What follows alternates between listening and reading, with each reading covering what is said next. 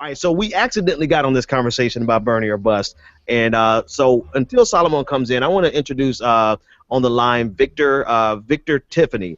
Victor, how's it going? Great, Ben. Thanks for having me. Can you hear me all right? Yeah, I can hear you fine. Can you hear me good?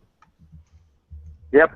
Okay, great, man. So I had an opportunity to read some of your stuff and listen to some of your interviews, and it seems like you have a very strong voice in terms of Bernie or bust and the pledge, revolt against plutocracy. Tell me about it, and then tell me about your interpretation of the bust portion of Bernie or bust. Sure. We started this last summer and realizing that Bernie wasn't probably going to get the nomination unless we came up with some innovative strategy. And the idea was to build a movement of voters pledged to either write in Bernie Sanders, and we added later on the bus side of it, or vote Green, because there's 7 states that don't provide for a write-in option on the ballot. So we added the or Green later on. We just totaled up. We're about 76,400 pledges as of this evening, and we're still working hard to hashtag Still Sanders. We're still working hard to get the people who have taken the pledge to actually participate online in an innovative democracy commando approach that was outlined by Naomi Wolf in her book, Give Me Liberty, a handbook for American revolutionaries. So we're still working hard to help Bernie secure the nomination. But if that doesn't happen, then we're at the or bust stage of the leverage, and we're basically just not going to vote for a Republican like Hillary Clinton. All right, so I hear you loudly and clear. So then what does that mean in terms of political engagement? Because that's really what we ended up, that's how we got on the subject tonight in the first place, right? The level of political engagement necessary to make sure that this type of thing doesn't happen. You know, where do those people go if they write in, if they don't vote for Hillary ends up winning, or Trump ends up winning? You know, is there a third part of this where you pick right up after the election and start working on the next election? Well, actually, we just formed an alliance with Popular Resistance. We're going to be working after the election very, very hard to stop the Trans-Pacific Partnership. We think that's going to be introduced in the lame duck session. So we're going to be working in alliance with Popular Resistance and a all-hands-on-deck approach to stopping this horrible so-called free trade agreement.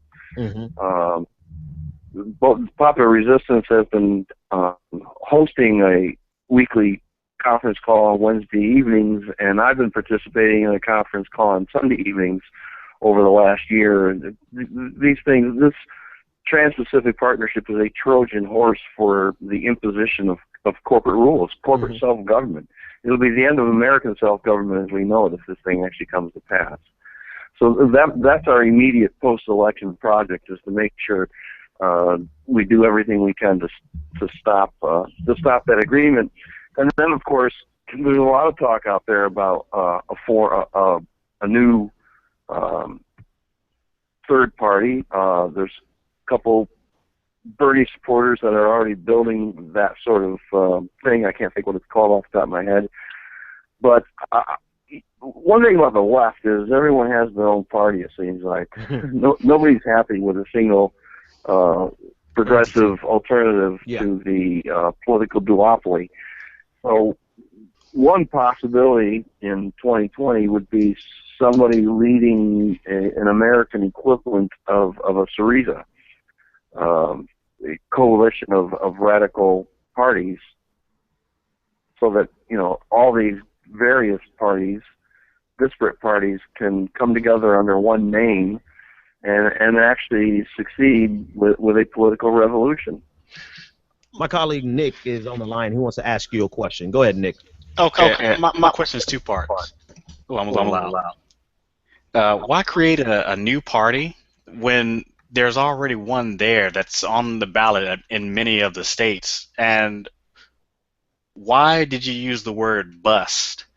And I think the word bust particularly has been a focus of everybody's attention because their talking point is picking up your ball and going home, or other people have said voter disengagement or leaving the process altogether, and that's not good. And I think they've kind of twisted that word against your original intent, which is really just that you're no longer going to be supporting, corporatism. Basically, I fight my own personal battle against corporatism. I think it's dangerous and it's bad. But I think that Bernie or Bust, the movement itself, is kind of really looking at that as its focus, especially when you say rebel against the plutocrats.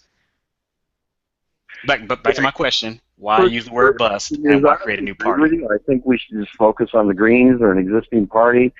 I'm not one of those people involved with the formation of yet another third party, so I'm with you all the way on that. I think we chose or Green for a reason. They have a platform that's very close to Bernie Sanders' platform, and I think that's the direction we should go. But again, we're just two or three people on the left here talking, and there's other people on the left who want to go in another direction. Mm-hmm. So we're going to have to figure out some way to pull all that together at some point, because I think we could win a general election numerically if we could figure out how to deal with Citizens United and all this television and radio propaganda that's out there that most people unfortunately listen to. Now, we chose or bust. We picked it out of the zeitgeist. We were looking for a Twitter address, and my Revolt Against Plutocracy co-founder Patrick Walker suggested several names, and they were all taken. And he actually saw somebody in a Facebook comment on a post write down, it's going to be Bernie or bust. Mm. So he asked me to try that, and we were able to actually snag that Twitter address. And at the time, the pledge was called WINS. We were using an acronym, Right in November Sanders. So take a WINS pledge. And it took us about a week to realize the marketing potential behind Bernie or bust and how much that played into exactly what we were trying to suggest. And you're right. So many people in the media are describing that as staying home. But if you look at our website, the I don't know what you call it, the header or the wallpaper, is the act of voting. It's somebody dropping a ballot into a ballot box. So the last thing we want is to have people stay home. I just did an interview this morning with Reuters interview journalist, and I stressed that to her. I said, look, or bust does not mean staying home. Mm-hmm. People in the media, left and right, are claiming, that people are going to stay home if it's Hillary Clinton on the ballot. No, we're not going to stay home. That's not what or bust means. Let me jump in there because we want people to vote. Yeah, let me jump in there really quick because I think one of the things that and this is, unfortunately, we're dealing with petty people that won't go any further into the thinking of people who feel Bernie or bust, and so we have to make it plain for them. And actually, before we do that, New York Times and CNN have both called New York for Hillary Clinton. So we'll just keep an eye on the percentages by which she wins, but New York Times and CNN have just called New York for Hillary Clinton. And on the line, I'm still speaking with Victor. Victor Tiffany, one of the co-founders of Bernie or Bust, and we're just discussing the implications. And what I was leading up to before we got the breaking news about New York was the simplicity with which people try to portray Bernie or bust without any complexity.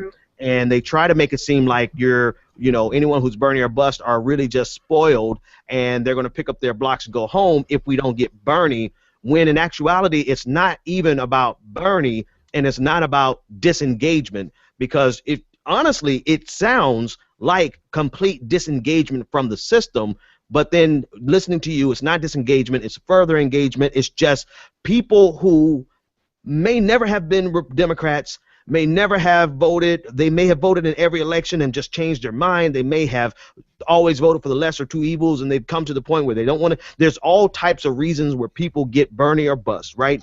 But has been belittled to being a bunch of people who want Bernie so bad that if they can't get Bernie, they don't want anyone else. What do you think about that that positioning that's been used to manipulate the message that you guys crafted? Sure, it happens a lot, and it's very much manipulation. That's the right word. They're trying to paint us as something we're not, as just unprincipled, spoiled. Oh, you got to have it your way or no way, and that's not it at all. We are simply rejecting candidates who are going to represent Wall Street and corporate America, and that's basically everyone in the major two parties besides Bernie Sanders. I mean, obviously, if he had run as an independent, this never even would have come up. But the whole idea was to provide him with strategy, and what New York apparently has done today is chose a candidate that is going to lose in November. The other part of that, of what I was asking, and Nick and Anoa, if you guys want to get in with any other question, feel free to. The other component of this is the opposite of Bernie or bust, which is the idea that you must comply and you must vote for, you must be a good Democrat and vote for whoever is on the party ticket. And I think, to me, that's where even though I'm not quote unquote Bernie or bust because I haven't signed the pledge and I'll make up my mind when I go into the voting booth, the reality of it is that there are people who are just very serious about they can't possibly vote in good conscience for Hillary Clinton, and to see people disrespect that and to see people just dismiss that, to me, is very, very troubling, because if anything else you should have the right to do, it should be to choose who you want to represent you. What do you find or not only what do you feel in terms of people telling you have to vote for Hillary, and what have you found in terms of other people from Bernie or bust experiencing that same thing, that same type of manipulation of strong arming you and saying that you must comply and vote with this party? Well, there's two different mindsets as far as I'm concerned. There's the revolutionary mindset, and then as far as I'm concerned, nobody who's really established a revolutionary consciousness against the political duopoly could possibly turn around and vote for that political duopoly. I mean, basically, we'd have to leave our conscience at home to go vote on November 8th. So it's a principled stand. No, I'm not going to vote for somebody that I don't support. And the flip side, we must prevent the Republicans from winning in the White House. That's a Democratic Party mindset. That would be Tom Hartman and other people out there who don't like Bernie or bust because they think, well, Hillary Clinton is so much better than Donald Trump. From our perspective, I don't think she is all that much better than Donald Trump. Trump is far to her left in foreign policy, and I don't like trade wars. I don't like high tariffs. I think that's a bad idea, but it's better than corporate fascism, which is the kind of so-called free trade that Hillary Clinton supports. That's what she's going to impose. So I'll take a trade war, as bad as that would be, higher prices and things like that, compared to the imposition of corporate self-government on our system of self-government. But let me unpack that, Victor. Against the American ideal as you can be. I agree with that very last portion you're saying, but I think, in fairness to people who may not be Bernie or bust, right? They may still see, I think it's a prioritization, right? People have different priorities. Like you've placed the conversation of foreign policy and versus versus a possible trade war, right?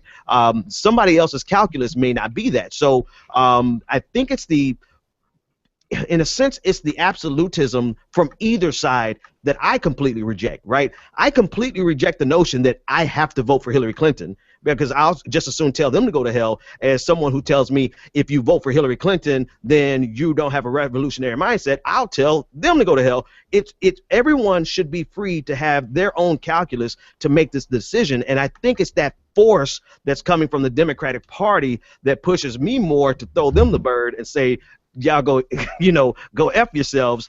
But likewise, I don't think that it is. I don't think that it is a fair assessment to say that someone who is going to vote, what about an LGBTQ person who literally is making the choice between someone who's not going to pass legislation to discriminate against them versus someone who is going to pass legislation to discriminate against them? Would you throw them also into the boat of they're not revolutionary because they are participating in this plutocracy?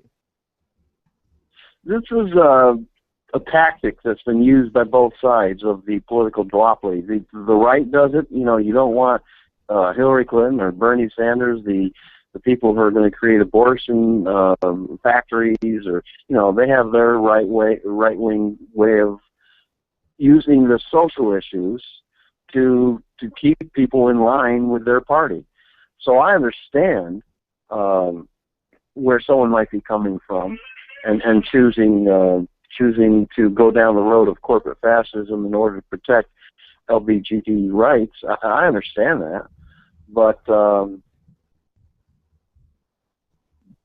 those of us who are Bernie or bust simply reject that kind of blackmail. No, we're not going to take in your fairness, corporate candidate anymore just because in fairness, on social Victor, issues she's better than Donald Trump. In fairness, though, we're not talking about just threats. We're talking about actual policies that are going state by state by state. And if you got someone like Ted Cruz in the White House, it would add an accelerant to this fire for LGBTQ rights. Like, there are scenarios that I agree with you on where identity politics is used to manipulate and keep people in check, right? We see that. We're fighting against that right now in this election with Bernie Sanders, right? I see that game. I peep that game. But I think that there are fair examples where somebody has to, and no greater example to me right now than the LGBTQ community. They are literally fighting against legislation that is being passed to discriminate and codify discrimination for them. And I just want to know your position on, do you feel like that calculus is not noble enough for them to say, I may not like Hillary Clinton, but damn it, she's not going to discriminate against me being able to get a cake from, just to use their cliche, to get a cake for my wedding, or be able to go to a restroom if I'm a transgender person. I think some people are making a really tough decision there. So I'm in context of what I'm asking. You have people in the Democratic Party who, yes, are strong-arming other people and saying, be afraid, be very afraid of Ted Cruz, be very afraid of Donald Trump. But likewise, don't you have to give some consideration to issues that are in our face right now? This North Carolina, Mississippi, Georgia, all passing bills that are codifying discrimination against LGBTQ community. What do you say to them, if anything? Well, people have taken a pledge, and if you're not in a swing state, it doesn't matter if, in the context of this conversation, right? You can, in New York State, we can vote for Donald Duck, we can do anything we want, and it's not going to affect the outcome. But if you're a Bernie or bust pledge taker, mm-hmm. and you are transgendered, and you go into the voting booth, and you're in a swing state, Ohio or Virginia or any state like that, and the polls are very close, we're not going in there with them, right? That calculus is going to have to be made by the individual who took the pledge. And maybe they're, in the end, morally inclined to break the pledge in order to protect their self-interest, even though that's going to mean the end of American democracy as we know it. And it might mean President Oops War. I mean, this woman has a nasty tendency of making mistakes. She says it quite often. Oh, I made I don't a mistake. disagree with that. And I just can't imagine why any and regardless of ideology, I can't imagine why any liberal, conservative, progressive, or libertarian wants a commander-in-chief who's prone toward making mistakes. But if that's your calculus, and you're in a swing state, and you go in the booth, and you're a Bernie or Buster, you may just feel like, exactly for the reasons you're laying out, that at least at this stage in her life, Hillary Clinton seems to be more of an ally than certainly someone like Ted Cruz. I mean, Cruz is kind of the worst-case scenario. But you talk about fear. Mm-hmm. Let me go back to that exercise of that concern of, the other. Bernie or bust is frightening to a lot of people. Mm-hmm. It's a frightening concept because of what we're describing, and we use that fear. We in our ads, we tell, if you don't want that Ted Cruz or Donald Trump appointing the next SCOTUSes, you damn well better unite behind Bernie, because we're not going to support Hillary Clinton.